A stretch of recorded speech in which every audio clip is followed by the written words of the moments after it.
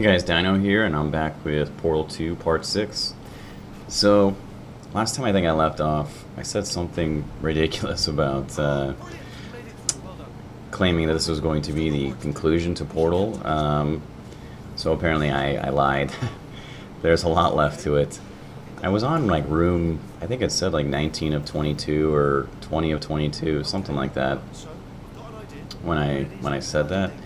So I just assumed that I would have a few rooms left and some, boss fight conclusion, and turns out that that couldn't be farther from the truth. So there's apparently quite a bit left. So anyway, now you know, plenty of Portal videos in the future. So before I get into the points that I want to talk about today, I wanted to talk about a point that I had mentioned yesterday, which was the PC versus console arguments. And it seemed like a lot of you guys enjoyed that, so I just wanted to highlight another point of that argument that I think I left off yesterday. When I'm talking about a lot of this stuff, any given point, for me it's kind of different because I'm making all these points on, well gosh, I have the website that I do as well, which, for me writing is just a different way to get things out, and it's nice to sit down and write, to spell something out. That makes it a little bit easier to clarify points that are harder to prove or explain just talking about them. But I did it in Dead Space too, and I guess it's not. I shouldn't just assume that you guys have seen every fucking video and know every last word I've ever said. So that's something I'll try to figure out. I want to figure out a better way of making sure that everybody hears things without necessarily repeating myself, every single day, because that's not fun either. But real quick, I wanted to mention something that I think is, well, I just think it's really, really cool in the first place. That has to do with the PC versus console, and that is, there is an article up on my website that talks about when Microsoft basically created a piece of software to unite both the Xbox player base and the PC player base to play Microsoft Live games. So it's Xbox Live, and Microsoft Live is a service used for PCs. So in their own words, not my own, in their own words that they used, they took above average console players and they used average PC players. I don't know if that's the players that they took on purpose or if that's how those players rated themselves, but those are the players I say that they used. And the results of what happened were that the PC players essentially wiped the floor with the console players. This has always been a sensitive subject for both sides, right? Controllers or consoles with their controllers, they don't want to admit that they have an inferior setup, but at the same time, there's no pride in beating somebody when you have some huge advantage. There's no bragging rights there. So it's kind of a weird subject, but anyway, basically the idea is that a mouse and a keyboard gives you far superior response time and accuracy. You can choose how fast to move a mouse versus a console. You set the sensitivity. You get a sensitivity with a mouse, but you also have the ability to move it back and forth as fast as you want it and modify it, on the fly. You can't do that with a controller, or you can. It's just your movements have to be so precise. The human body is just not capable of making movements that are that precise. It doesn't work. And the reason why it doesn't work is not the reason why, but anyway, the evidence behind that is the test that Microsoft did that pitted, console versus PC on the same game. And like I said, consoles were absolutely obliterated. So, this is sad because I almost wish it hadn't happened, because I want something I think I mentioned the other day was I don't like the fragmented player bases. I want to play games with all of my buddies, and I want all my buddies' buddies to be there. Being the best at something doesn't mean jack shit if you have 10 people competing and you win first by default. Who cares? Also, it's obviously annoying to have to buy multiple systems or multiple games for multiple systems, especially if you're buying the same game for multiple systems just to play with your friends. That just seems insane.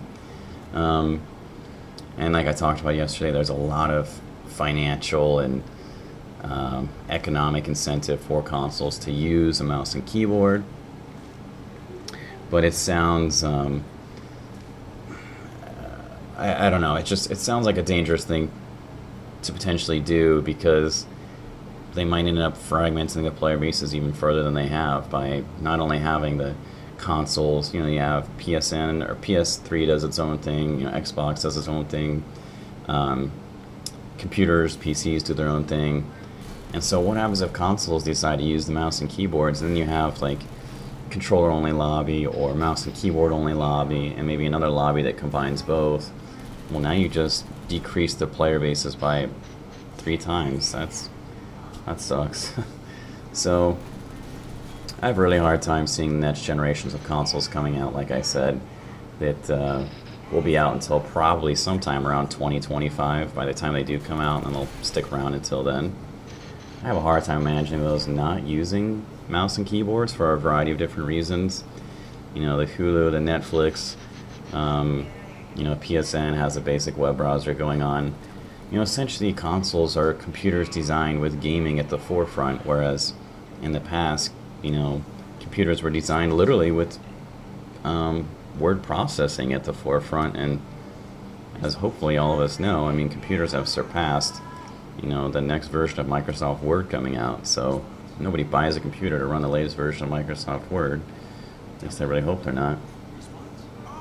So I think it's actually a different way to see computing, and it makes sense because games are far more difficult on your computer than word processing ever will be. So, it makes sense to me, and I think what I would like to see in the future is basically more of that. Systems that are built to do games that also happen to do documents or something like that, as opposed to a system built overly powered for documents that also plays games. I don't know if that makes sense.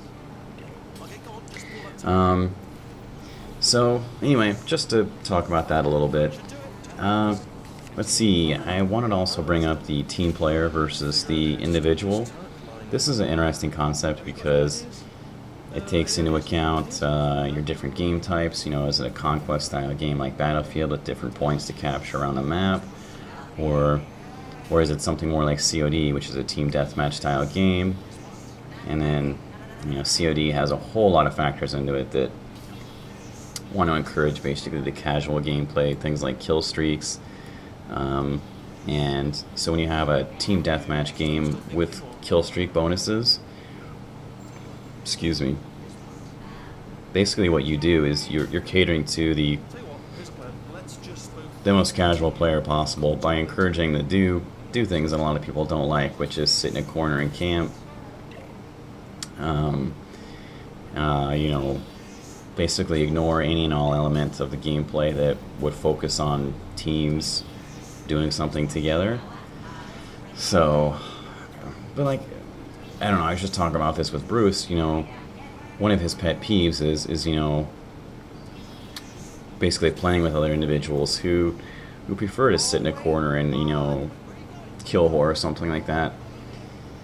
And, I'd say I don't like that either, but at the same time, I also have a hard time blaming the players, because the game is designed to encourage and reward people for doing just that, kill whoring. A real quick side note here. I apologize, because this is somebody posted something about how they weren't face palming when watching my videos, and I think if you're ever going to face palm, this is the moment. So this is a good opportunity. I think what separates, one of the reasons why I feel like I tend to do well with video games, it's a good opportunity to learn, right? If you close yourself off to learning, you're never going to get better. So basically the mistake that I made here, and what I realized afterwards that I need to do better at, is that I had convinced myself that what I needed to do was basically somehow launch myself down this vacuum container, whatever that hole is back there. I was thinking back to Portal 1, where you had to do something similar and jump down there. Meanwhile, those turrets are flying over my head, and obviously if you play the game, you know what you need to do is grab one of them.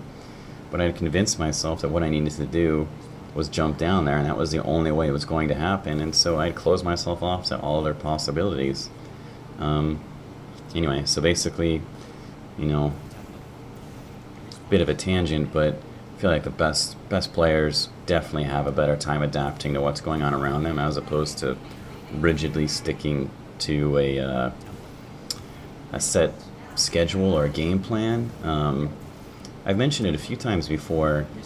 You know, I played on some very successful Battlefield 42, and you know, bar none, the best Battlefield Vietnam team out there. You know, unarguably in the United States and arguably in the world. I mean, we had a Battlefield Vietnam tournament. Actually, we lost to the Germans, to be honest. It was embarrassing. They beat us with this German fucking Zerg rush. And one of the teams that we routinely stomped on a regular basis, actually from the U.S., ended up winning, which was actually a little surprising. It just was all about who was matched up with who. I'll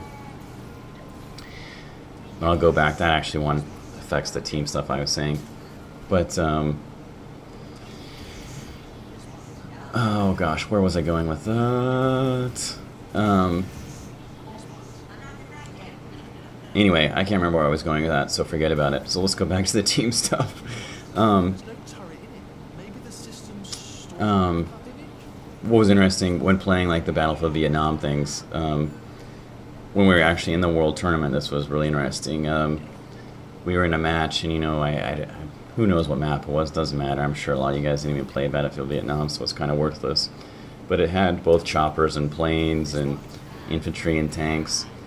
And if you had great helicopter pilots, you could really dominate just about any map that had helicopters on them.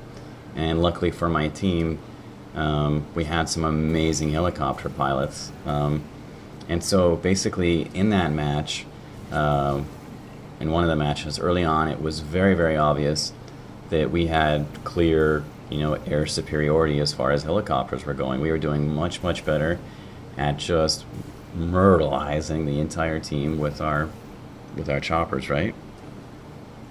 So they shifted their strategy, and their fighter pilot, instead of basically using him to support their ground guys, his mission for the rest of the entire game was simply jihading himself into our helicopters. It was a strategy that we had not prepared for, that we had never seen before. Like, who would do something like that? How could you sacrifice your plane to take out our helicopters? And it was an incredibly successful move. Basically, it limited us at any given time where we were going with our helicopters. You know, I think we had ended up changing up what we were using them for. They were, you know, used for quick skirmishes. We couldn't sit around in an area for a long time and, you know, base camp with them or something like that, because they were slow moving, very powerful. But because the way they were using their plane, every time that he spawned his plane in, another one of our helicopters went down, and there was nothing you could do about it. You know, chances are you weren't going to be able to shoot down his plane coming at you with rockets. It's just too hard of a shot with, you know, latency and things like that. And anyway, he's going to take you down. So what was really cool was, you know, that team play element. But like I said, it's different in a match, because in a match what you're concerned about is winning the match in a competitive game. And in a public match, I call it pubs. I don't know what people tend to call them in consoles. But in a pub, what people tend to be most worried about is score. And in a game that plays, you know, a TDM-based game that plays with kill streaks and things like that, well, you know, it's no surprise that people are more worried about score, and they sit in corners and do ridiculous things. And, you know, it can be frustrating, because that's the kind of gameplay that it rewards. So anyway, I think I mentioned it before, League of Legends, one of my big complaints about the game is how much it rewards last hitting. And as a result of rewarding last hitting, essentially when you last hit somebody, you get a big chunk of gold. So what happens, it doesn't even matter if it's, you know, competitive. I shouldn't say competitive otherwise. If you're in a team play, it really might not matter as much. But unless you're going in a match with 5 guys, what's happening is, you know, nobody really wants to attack first, and especially once the dude drops below like 50% health, you know, people are holding off on their attacks until he gets closer to 10% or 20% or whenever they know they can attack him and finish him off. And this really sucks because, you know, you'll die, or it's just you're not playing efficiently, you're not playing as a team. And it just seems ridiculous too, because then you also encounter what I refer to as like the snowball effect, where, you know, one guy gets a certain amount of kills and it just becomes easier and easier and easier for him to get kills as time goes on, and then, you know, he or she, I suppose, accrues more points, and, you know, it becomes more and more difficult for anybody else to get anything too. But that being said, you know, games that so heavily emphasize the team as to cripple the potential for the individual are no fun either. Like, who wants to play something like that? That's in general why I steered clear of, you know, things like TF2 or what's another super team-based game? I don't know. TF2 is in my pops up off the top of my head, and not that you can't have great players in there, but, you know, chances are in TF2 you're not going to be dominating if your team isn't doing extremely well. So, let's see. I real briefly, I guess, wanted to mention too just how friends can affect your gameplay. It's you know, being able to depend on the guy at your left or right shoulder to do his job basically and not let you die. It's something you may not even think about until you have someone there who's not doing that. You're like, how the fuck did this guy get past you? You know, you're playing COD and, you know, your buddy just went down the stairs, or a random guy went down the stairs, right, on your team, and then an enemy runs up the stairs and butt fucks you, and you're like, what? How is that possible? How did you sneak past the dude on the stairs? And, you know, it's because it's a random Joe Schmo, and he's not as good as your friend. So, seems like a no-brainer, but, you know, friends can very, very, very heavily affect your gameplay, and it's just something to think about. You know, when people post videos of themselves getting amazing scores or doing extremely well, if you're playing with 3 or 4 or 5 of your buddies in more or less a pre-made game, you know, it's no surprise that you're just running around, you know, cock-slapping everybody. The last thing I wanted to talk about, unfortunately I don't have much time to mention it, is game balance. I'll probably talk about it a little in the next clip too. Is game balance. And this is a, well, this is a huge talking point. So basically, you know, how anybody decides to balance a game, it can be very differently, you know, one game to the next. Like I said, games are on a continuum. Some games prefer to heavily emphasize the team, other games don't. Depending on who you're playing with, they may value more of a team play versus individual play. But what's really interesting is that game balance also seems to largely depend on an individual player's skill at that game. And, you know, I think I've mentioned before that most of my competitive gaming experience comes in the form of Battlefield series, Battlefield 42, Battlefield Vietnam. To a lesser extent, you know, things like Quake and stuff before that. So basically anything FPS. But occasionally I would go over to the EA forums and read the suggestions on their boards, what common or Joe Schmo players would post in regards to game balance. And I mean, that shit just made my eyes bleed. It was hard to believe that anybody could post something so ridiculous in my eyes and be serious about it. And it wasn't until I saw that, you know, that poster, you know, had 20,000 people agreeing with him that, you know, there weren't 20,000 trolls. It was 20,000, I don't know, mongoloids? I don't know, but that seems crazy. To give you guys an example of things you would come across, I'm just trying to paint a picture here for you real quick. Essentially you have a map, right? Battlefield Vietnam, you have a map. There's 2 sides to this map. The map is split in half with, say, a small creek. You can cross, you know, anywhere on this map, you can cross over the creek and get to the other side, right? There's nothing stopping you from doing that. You do move slightly slower through the water, but there is also a bridge that goes across the middle of it. The bridge ended up basically being there essentially. I mean, you can also run across it on foot, which to me seems like suicide. The bridge is mainly there to facilitate the movement of tanks.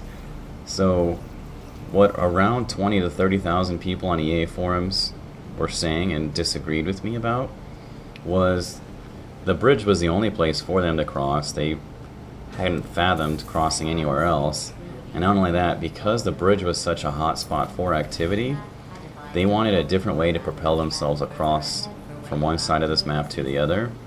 And their version of wanting to do this was they wanted to change how grenades worked and affected the individual. They wanted to change grenades so that grenades didn't damage the self, and it blew you up into like trees, and you could like jump over to the different trees or something, but only in a certain section of the map. And anyway, can't make this stuff up. So I'll expand on that next time. But anyway, stay tuned for more Portal.